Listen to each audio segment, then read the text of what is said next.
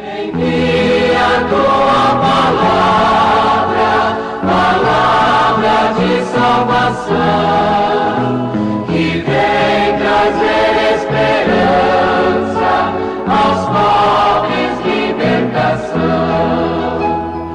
Tua palavra de vida é como a chuva que cai. Olá! Seja muito bem-vindo aqui ao nosso canal Dom Paulo Jackson, e esse é mais um vídeo da série Livro do Deuteronômio, o livro escolhido para, neste ano de 2020, ser o livro estudado, refletido e rezado neste mês de setembro, que é o mês da Bíblia. O objetivo deste vídeo é estudarmos um pouco o processo de composição do livro do Deuteronômio. O livro do Deuteronômio é um discurso. Moisés profere esse discurso no fim da caminhada pelo deserto, antes da travessia do Rio Jordão, quando o povo hebreu, vindo do Egito, depois de peregrinar durante anos pelo deserto, está acampado nos campos ou nas estepes ou nas planícies de Moabe. Isso nós encontramos em Deuteronômio capítulo 1, versículos de 1 a 5. Na Bíblia há alguns livros que têm processos redacionais muito complexos, lentos e longos. Por exemplo, o livro dos Salmos. São 150 salmos de muitas datas, de muitos tempos diferentes. O mesmo acontece, por exemplo, com o livro dos Provérbios. É uma coleção, é uma coleta dos provérbios sapienciais de Israel, feito ao longo de muitos séculos. Também o livro do Deuteronômio tem materiais de momentos, de etapas muito distintas da história de Israel, inclusive com séculos de distância de um do outro. Nesse sentido, o livro do Deuteronômio é um dos livros bíblicos que tem um processo redacional mais complexo. Depois da destruição da Samaria, isto é, quando o Império Assírio destrói o Reino do Norte, no ano de 721, vocês recordam que a partir do ano 931 a.C., aconteceu o cisma, aconteceu a divisão, o Reino do Norte passa a chamar-se Israel, a capital é a Samaria, o Reino do Sul chama-se Judá, a capital é Jerusalém.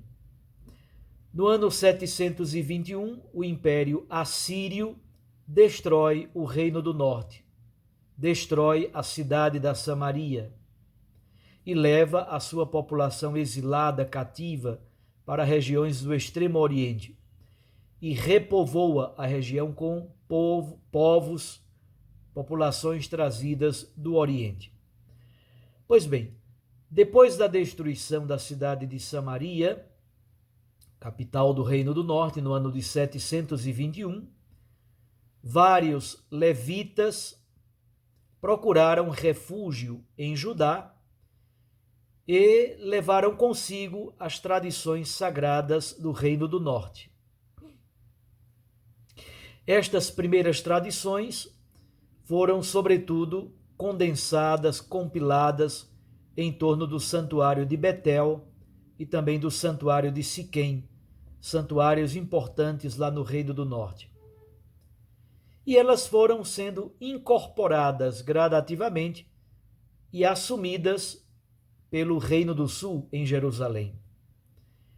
Mas estas tradições, elas têm já um longo processo de composição. Muitas tradições legislativas nascem no ambiente da família, no ambiente do clã. Não estão ainda escritas em lugar nenhum, mas já existem nas tradições orais, nos ambientes familiares, nos ambientes do clã, nos ambientes das tribos.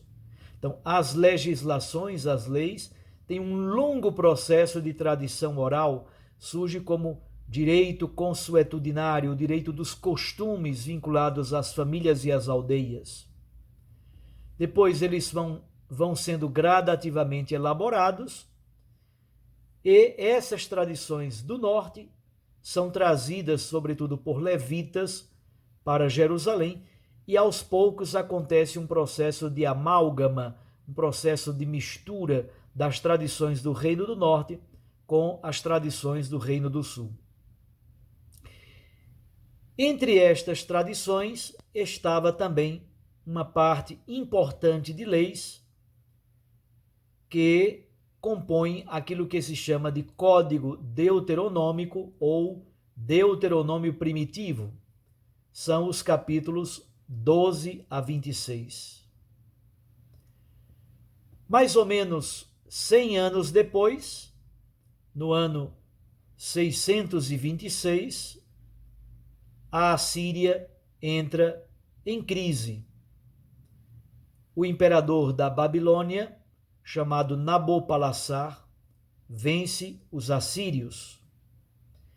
E aqui temos uma situação muito interessante. Quais são as grandes potências daquele momento? A Assíria, que está na região da Mesopotâmia, mais ao norte. Também na região da Mesopotâmia, mais ao sul, está o Império Babilônico, que está em ascendência, mas ainda não tem a hegemonia. E ao sul de Israel está o Egito. Portanto, Israel está entre o Egito ao sul, a Assíria no extremo norte, na verdade, a nordeste de Israel, e o Império Babilônico, que está em ascendência. O rei Josias, o rei de Judá, percebeu que o Egito não estava suficientemente forte. A Babilônia ainda não tinha conseguido impor a hegemonia. E a Assíria tinha acabado de ser vencida pela Babilônia. Portanto, houve um vácuo de poder. A ocasião, portanto, era propícia para uma tentativa de se restabelecer a unidade dos dois reinos, Israel e Judá. Josias, portanto, nutre um desejo de construir um Israel unido e forte. Aquilo que muitas vezes o Deuteronômio chama de todo Israel, o inteiro Israel. Josias, inspirado numa certa obra inacabada do rei Ezequias, organiza então uma grande reforma para a nação, a centralização política, um único território, a centralização do governo, do poder em Jerusalém, também a centralização jurídica, com uma grande reforma do sistema legislativo, do sistema da justiça de Israel, e também uma reforma religiosa baseada no monoteísmo judaico, baseada na lei e baseada também num único templo em Jerusalém. Como disse, para isso Josias lançou mão deste expediente: organizar e unir a nação em torno de um único território, em torno de um único trono, em torno de uma única cidade e governo, a cidade de Jerusalém, em torno de um único Deus, em torno de um único templo, em torno de um único sistema de leis, mas também em torno de uma única concepção de solidariedade, de ética e de justiça social. Essa é a base da reforma de Josias. Muito provavelmente, o tal livro encontrado no Templo de Jerusalém seria exatamente este Deuteronômio primitivo, ou o Código Deuteronômico, que corresponde ao atual livro do Deuteronômio, capítulos 12 a 26. A redação do livro do Deuteronômio, no período do exílio babilônico, passa novamente por releituras, readaptações, atualizações. O livro do Deuteronômio possui mais tradições teológicas deuteronomistas. De certo modo, o livro do Deuteronômio se distancia um pouco do bloco Gênesis a Números, os 4 primeiros livros da Bíblia, que tem tradições javistas, eloístas e sacerdotais. O livro do Deuteronômio está associado a estes quatro primeiros livros, sobretudo pela figura profética e pela autoridade de Moisés, já que o Pentateuco é posto debaixo da autoridade de Moisés, e o livro do Deuteronômio, no capítulo 34, narra exatamente a morte de Moisés. Por outro lado, o livro do Deuteronômio serve de introdução, de certo modo, assim podemos dizer, para a chamada obra deuteronomista, que vai de Josué a 2 Reis. Portanto, o livro do Deuteronômio, por um lado, está vinculado a Gênesis, a Números, e por outro lado, está vinculado a Josué, a 2 Reis.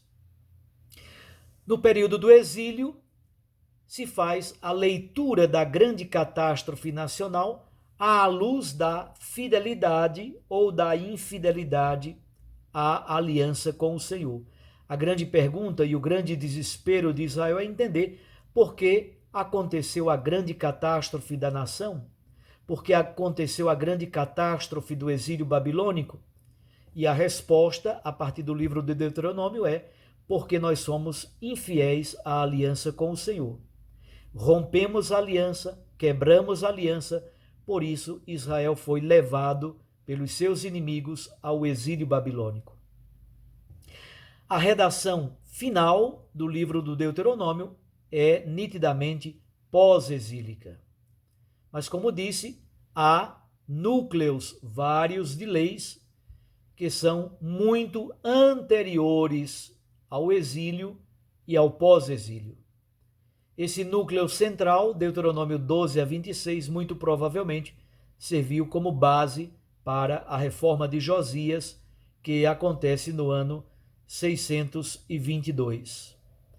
Porém, além desse bloco legislativo central, Deuteronômio 12 a 26, o livro ganhou uma moldura narrativa composta de um marco mais introdutório, capítulos 1 a 11, e também de leis escritas, sobretudo na segunda pessoa do plural, que correspondem aos capítulos 27 a 34.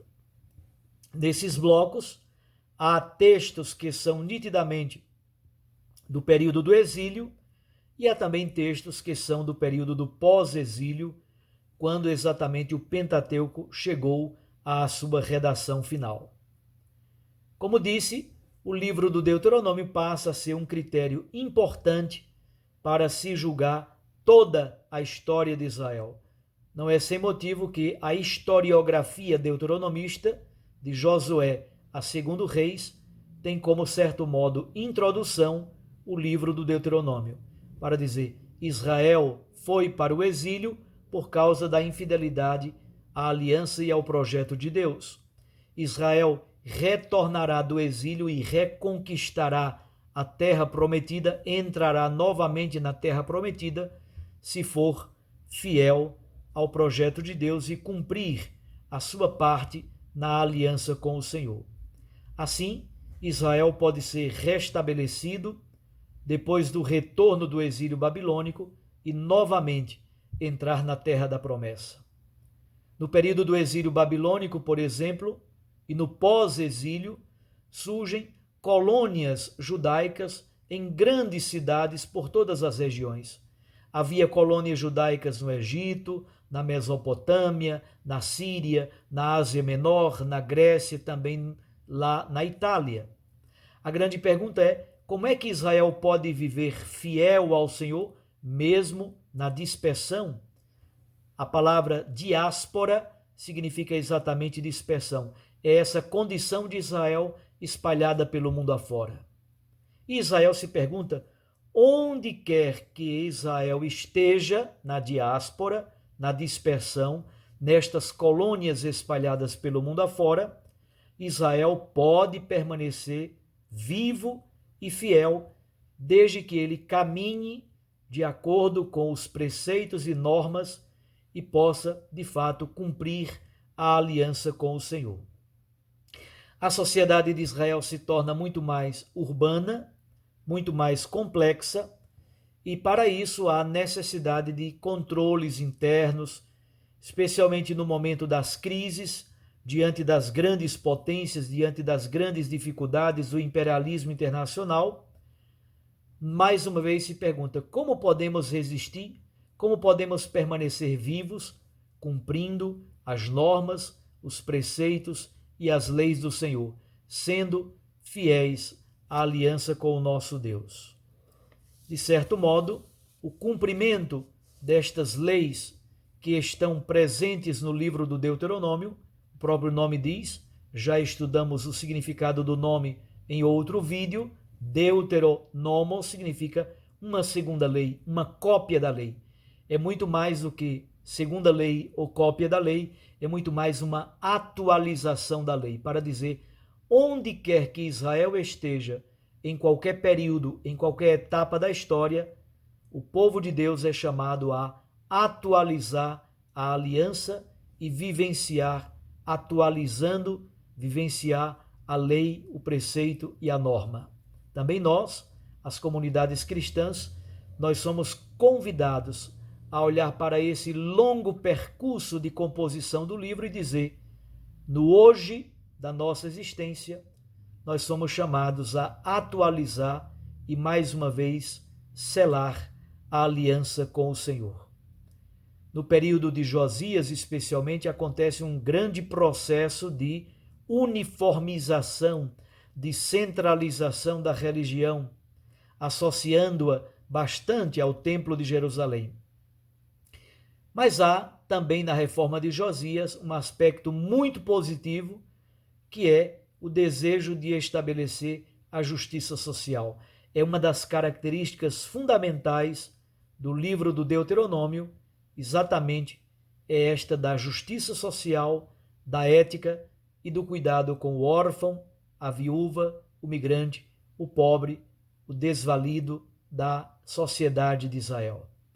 Esse então é o processo histórico longo, esse percurso é muito complexo e longo e retrata um pouco o percurso de composição do livro do Deuteronômio, desde as tradições orais, as legislações, normas e leis que foram compostas fruto meramente das tradições orais, passando pelas tradições provindas do Reino do Norte, o período da reforma de Josias, o período do exílio babilônico e a redação final do livro, que acontece no pós-exílio, quando também o Pentateuco chega à sua redação final. Em qualquer momento da história, também hoje, nós somos chamados a atualizar a aliança com o Senhor, vivenciando assim esta cópia da lei, esta segunda lei ou esta atualização da lei ou atualização da aliança. Um abraço e até o próximo vídeo sobre o livro do Deuteronômio. Envia tua palavra de salvação, que vem trazer esperança aos pobres, libertação. Tua palavra de vida